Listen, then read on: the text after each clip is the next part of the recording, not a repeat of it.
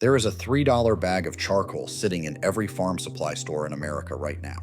Not fancy charcoal, not some patented product, just cheap, broken down carbon that looks like ash. A farmer who knows this secret pours it into his soil once, and his crops grow 10, 20, sometimes 40% bigger. His soil gets richer every single year, the exact opposite of what every farm around him is doing. This charcoal has been used for over 2,000 years. The ancient Amazonian people built the most fertile soil on Earth with it. Universities have tested it. Peer-reviewed journals confirmed it. The proceedings of the National Academy of Sciences published the long-term data just last year. And then a $145 billion industry decided you should never, ever learn its name. They did not abandon this knowledge because it failed. They buried it because it works too well. Charcoal that permanently improves your soil cannot be sold back to you every season for $35 billion a year. And what cannot generate recurring revenue has to disappear. Welcome to Forbidden Farming. This is where we crack open the vaults that the agriculture industry locks shut. If this knowledge matters to you, subscribe now and ring the bell so you never miss a single vault we open. This is the story of the most powerful soil amendment humanity ever created. The ancient civilization that built paradise out of jungle dirt. The Cornell professor who proved what they knew. And the agricultural machine so threatened by this knowledge that it pours over $100 million a year into making sure your farmer never hears about it. The Amazon rainforest sits on top of some of the worst farmland on Earth. Bright orange, highly acidic, nutrient-poor clay called oxysol. When tropical rains hit it, they wash every mineral away within weeks. Scientists who studied the Amazon in the 1950s concluded that large civilizations simply could not have survived here. The land could not support them.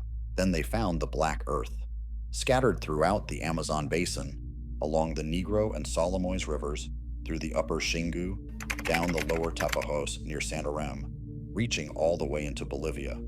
Researchers kept finding patches of impossibly dark, impossibly rich soil.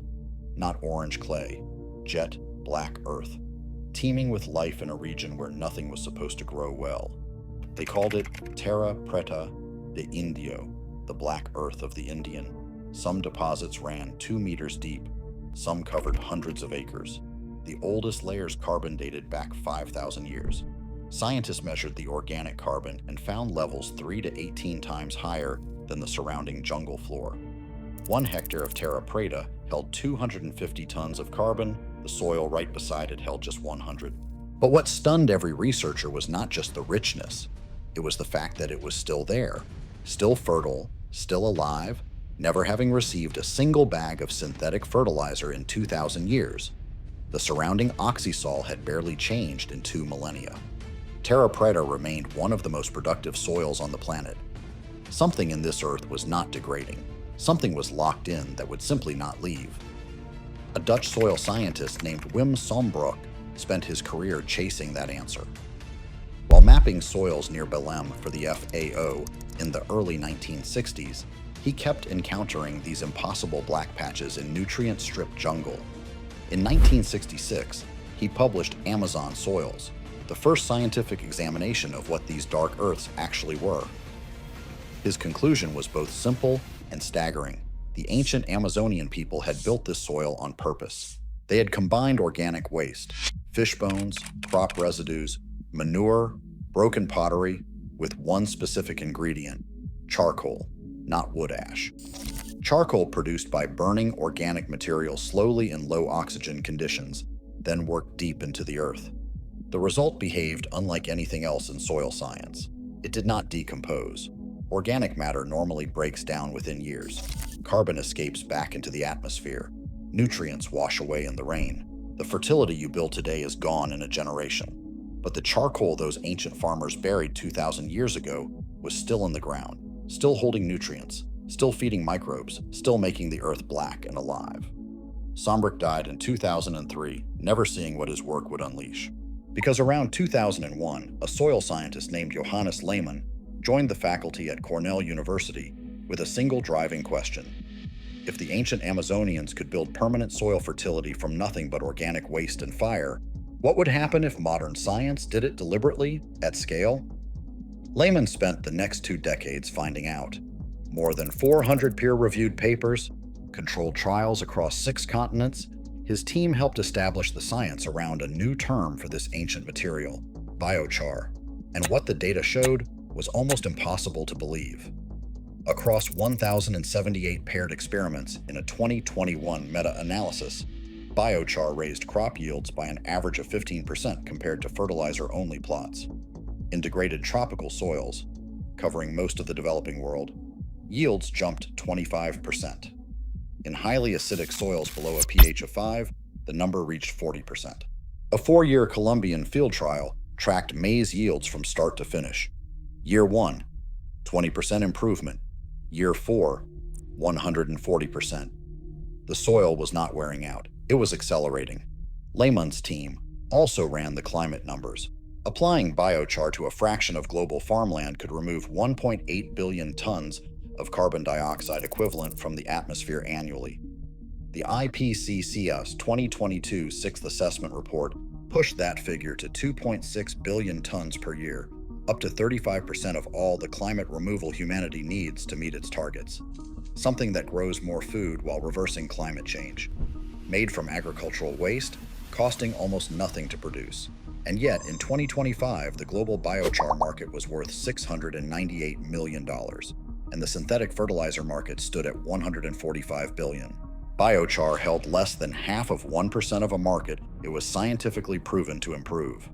Stay with me, because this is where the story goes from interesting to infuriating. The synthetic fertilizer industry was born in 1913 when Fritz Haber and Karl Bosch perfected converting atmospheric nitrogen into ammonia. The Haber-Bosch process now feeds roughly half the world's population. It is one of the most consequential technologies in human history. It is also one of the most profitable dependencies ever engineered, because synthetic nitrogen must be purchased every single growing season. It does not improve your soil. It does not persist. Crops absorb only 40 to 50% of what you apply. The rest becomes runoff. At the mouth of the Mississippi, a dead zone the size of New Jersey, 8,776 square miles, forms every summer from farm chemicals draining off American fields. 700 similar dead zones now circle the globe. American farmers spend $35.8 billion a year on fertilizer. 2 companies, Nutrien and Mosaic, control over 90% of North American phosphate and potash supply. In January of 2026, federal officials publicly accused them of operating a duopoly, colluding to limit supply and inflate prices. The Fertilizer Institute, the industry's Washington trade group, spent $1.16 million lobbying in 2024 alone.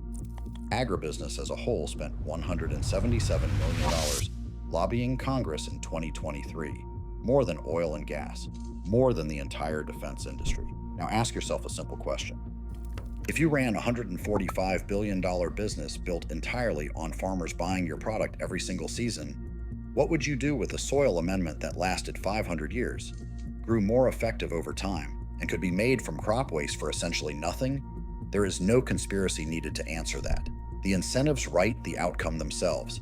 Biochar has no unified federal regulatory framework in the United States. It falls between categories. Not a fertilizer, not a pesticide, so it gets no standard classification, no clear approval pathway, no promotion through the extension system that reaches every American farmer.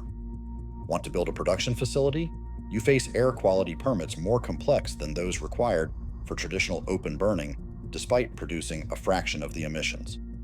The USDA's Natural Resources Conservation Service only adopted a cost-share code for biochar, Code 336, in 2022. Not every state has implemented it yet. The same farm bill that overlooks biochar channels billions in subsidies toward fertilizer-intensive commodity crops. The USDA committed $900 million to expand domestic synthetic fertilizer production. Land-grant universities, built to serve American farmers, receive industry funding that flows toward chemical input research, not charcoal kilns. Extension agents advise on fertilizer rates, not biochar. The information pipeline to the American farmer flows directly through the businesses that profit from annual sales. A University of Colorado Boulder study calculated that American corn farmers lose $500 million every single year because 1/3 of their fertilizer budget simply compensates for soil degradation the chemical input system itself caused. They are paying to run a treadmill. Biochar steps them off permanently.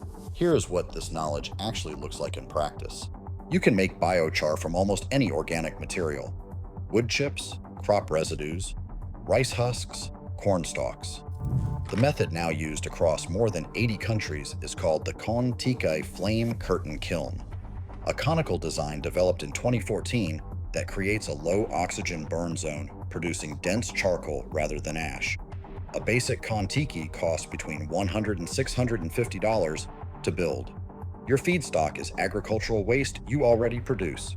Applied at 10 tons per hectare, biochar raises water holding capacity by up to 51% in sandy soils and cuts nutrient leaching by up to 92%. A meta-analysis across all soil types found an average 28.5% improvement in plant-available water.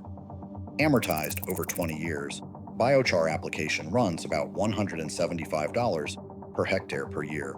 American farmers currently spend $210 per acre every year on synthetic fertilizer that degrades the soil while feeding the crop. Biochar does the opposite.